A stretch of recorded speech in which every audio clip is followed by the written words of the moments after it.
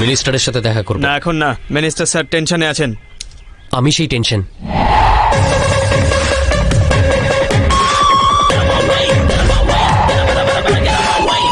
এই নিন আপনার 50 কোটি টাকা।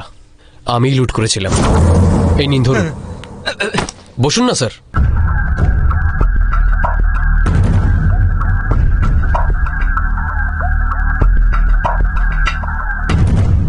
কে রে তুই? এতগুলো লোকের সামনে কথা বলতে পারবো না। চলে যাও।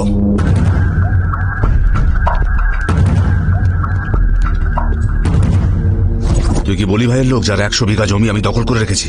না স্যার। তাহলে কি তুই প্যাটেলের লোক যাকে একটা টেন্ডারের জন্য আমি ছবি করে দিয়েছি? না স্যার। তাহলে তুই রঘুরাম গ্যাংস্টারের স্যার, স্যার, আত্মীয়? স্যার, আমি এদের ভেতরে কেউই নই। আমি একজন মিডল ক্লাস গভর্নমেন্ট এমপ্লয়ির ছেলে, নারায়ণ মূর্তির ছেলে। আপনি আসুন এখন এখান থেকে। স্যার, আপনাকে আমি আমার নিজের ব্যাপারে কিছু বলতে চাই। পৃথিবীর প্রত্যেকটা ছেলে নিজের বাবাকে ভয় পায়, সম্মান করে, ভালোবাসে, কিন্তু আমি আমার বাবার জন্য একদম পাগল। এতটাই পাগল যে আমার বাবার প্রাণ বাঁচিয়েছে বলে একজন গ্যাংস্টারের সঙ্গে আমি বন্ধুত্ব করে নি। আপনারই লোক সে, গজা। যখন আমাকেও পেপারে সাইন করানোর কথা বলল, তখন আমি পরিষ্কার না বলে দিয়েছিলাম। ও বলল আপনি মানবেন না, তাই আপনার সাথে দেখা করতে এলাম। স্যার, সোসাইটির বেশিরভাগ লোক টাকা, প্রেস্টিজ আর পাওয়ারের পিছনে দৌড়য়। আপনিও তাদের মধ্যে একজন। কিন্তু আমার বাবা শুধুমাত্র সততার জন্য বেঁচে আছে।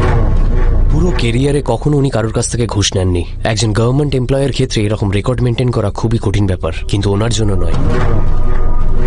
আপনি একজন বহু কোটিপতি হওয়া সত্ত্বেও 50 কোটি টাকা হারিয়ে যাওয়াতে যদি আপনার আফসোস হয়, তাহলে উনি ওনার সারা জীবনের অর্জিত আত্মসম্মান হারাবেন কি করে? তাও আবার একটা ছোট্ট সাইনের জন্য? এটা তো ঠিক নয় স্যার। আমার বাবার মাত্র 15 দিন পর রিটায়ার হয়ে যাবেন। ওনাকে হাসি মুখে রিটায়ার হতে দিন, তারপর যা ইচ্ছে করুন। এটাই বলার জন্য আপনার সাথে দেখা করতে চাইছিলাম। একজন মিডল ক্লাস লোকের আপনার অ্যাপয়েন্টমেন্ট পাওয়া খুবই কঠিন ব্যাপার, তাই এটা করতে বাধ্য হলাম।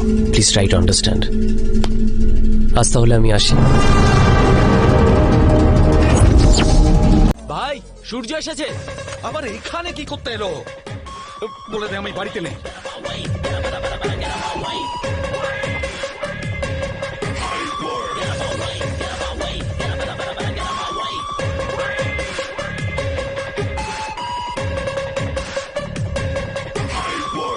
আরে, এদের চোট লাগলো কি করে? আমরা একটা দেওয়ালের সঙ্গে ধাক্কা খেয়েছি।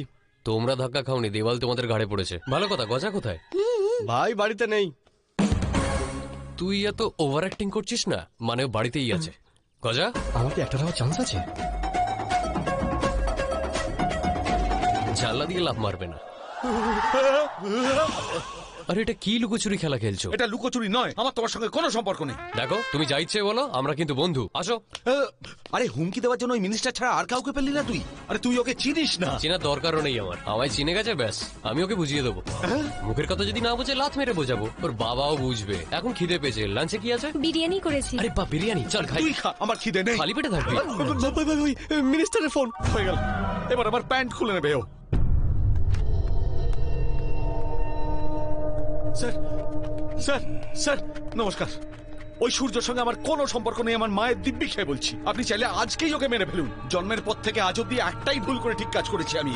ওর বাপকে বাঁচিয়েছিলাম, আর ও আমার জীবনে শনি ডেকে এনেছে। টেনশন কিসের জামাই বাবু? ও ট্রান্সফার করিয়ে দিয়ে ওর জায়গায় আমাদের লোক বসে দিন সাইন হয়ে যাবে।